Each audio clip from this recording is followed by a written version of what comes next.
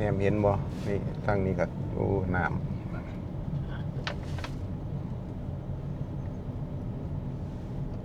ฟังนี่เด้ฟังหน้าเฮาเป็นยังไง ทางหน้าเฮา มันก็บก ชีวิต บกแหละมันก็เริ่มบกแล้วล่ะ